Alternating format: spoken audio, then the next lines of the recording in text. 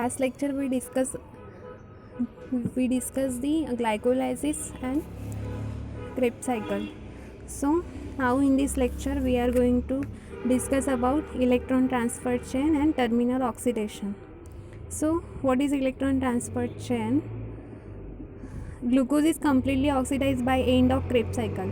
जेव्हा आपण Krebs cycle last लेक्चरमध्ये बघितलं तर Krebs cycleमध्ये glucose is completely oxidized by the end of Krebs cycle, and during glycolysis and Krebs cycle oxidation takes place by removal of hydrogen which is taken up by coenzyme like NAD and FAD. So it reduces into NADH2 and FADH2.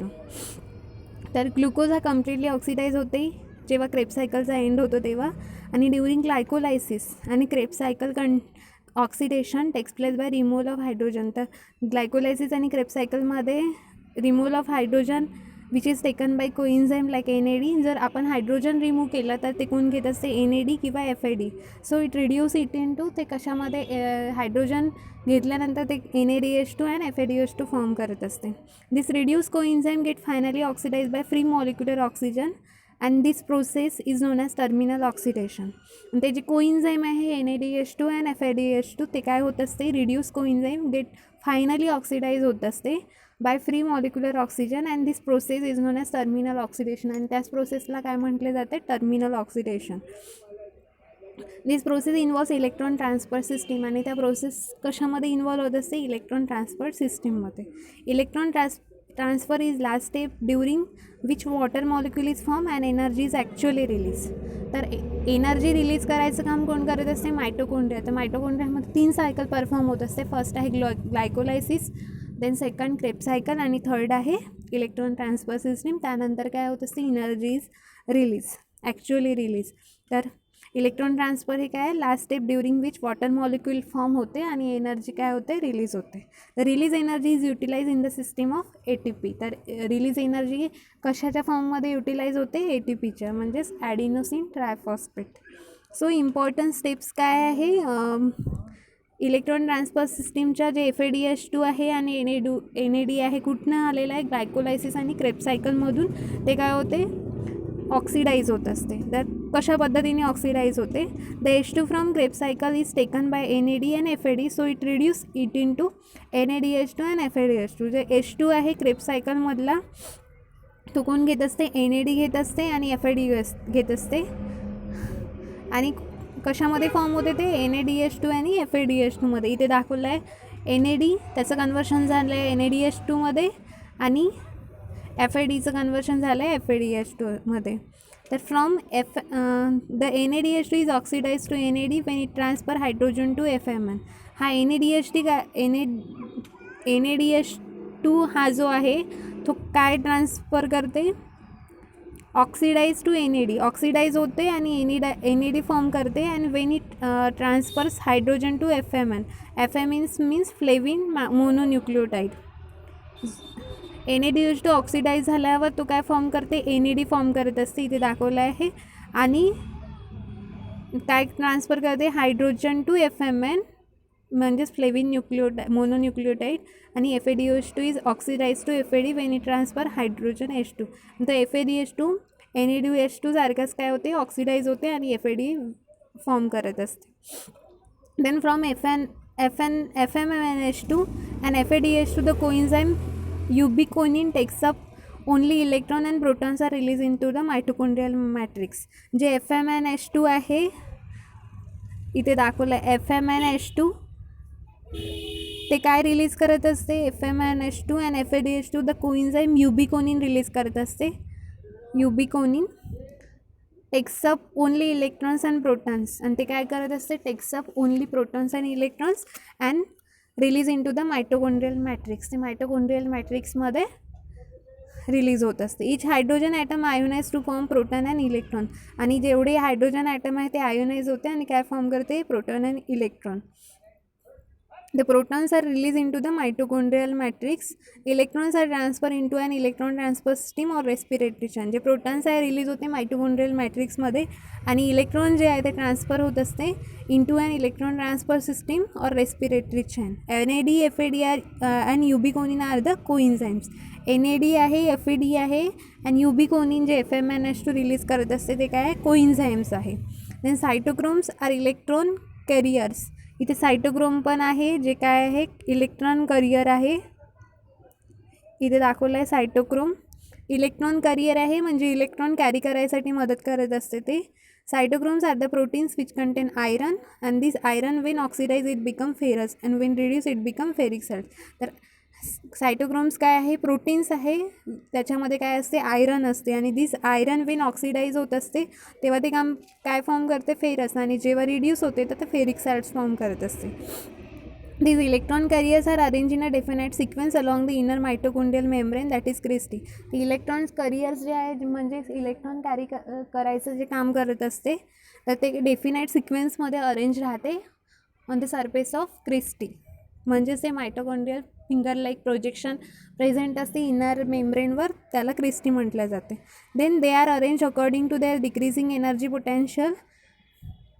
When the potential difference between the two electrons accepted is more than 0.27 electron volt, the energy is released.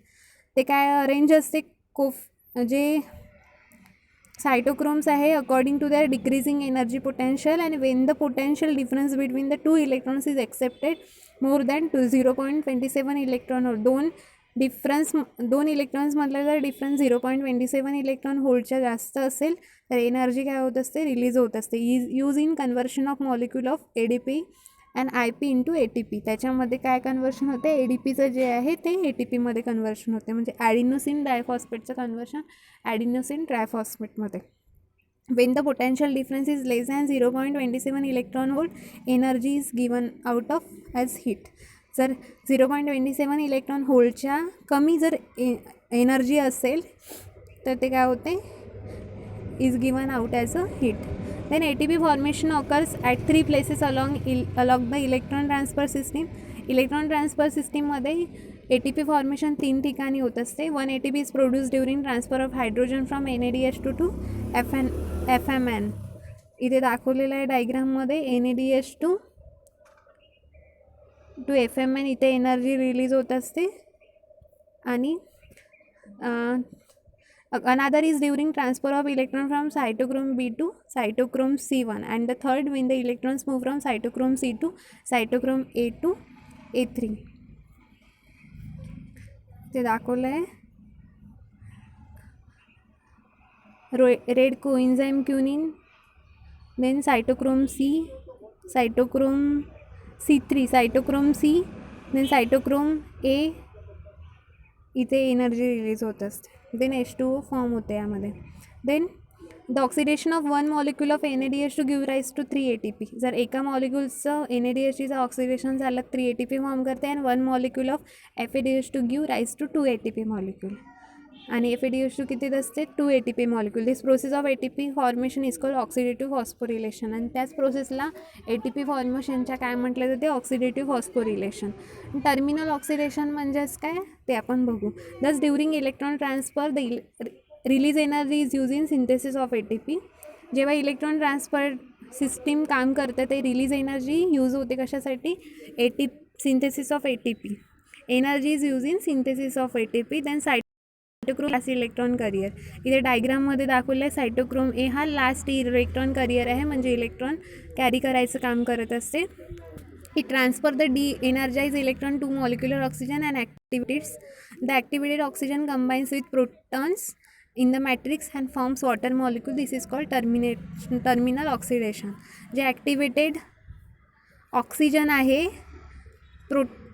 ते कोण carry करत असते, electron carry करत असते. आणि कशासोबत binding होत असते, ते जे प्रोटॉन्स राहते 2 हायड्रोजन ॲटम्स प्रोटॉन्स मॅट्रिक्समध्ये जे ऑलरेडी प्रेझेंट राहते त्याच्यासोबत कंबाईन होते आणि काय होते, मेटाबॉलिक वॉटर तयार करत असते H2O.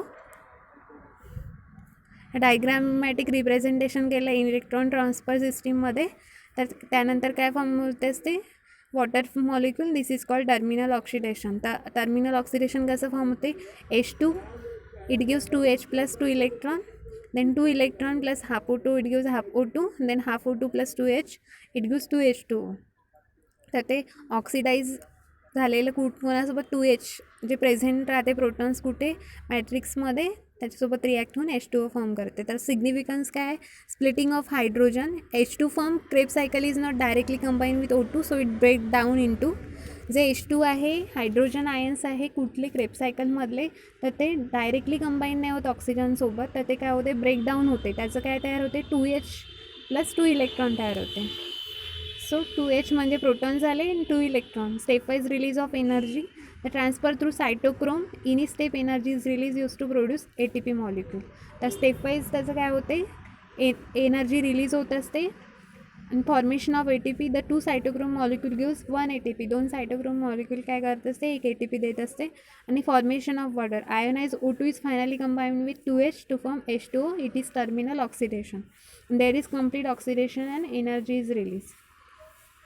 तर त्यानंतर H2O रिलीज झाल्यानंतर काय होत असते, एनर्जी रिलीज होते. There is complete oxidation takes place and energy is release.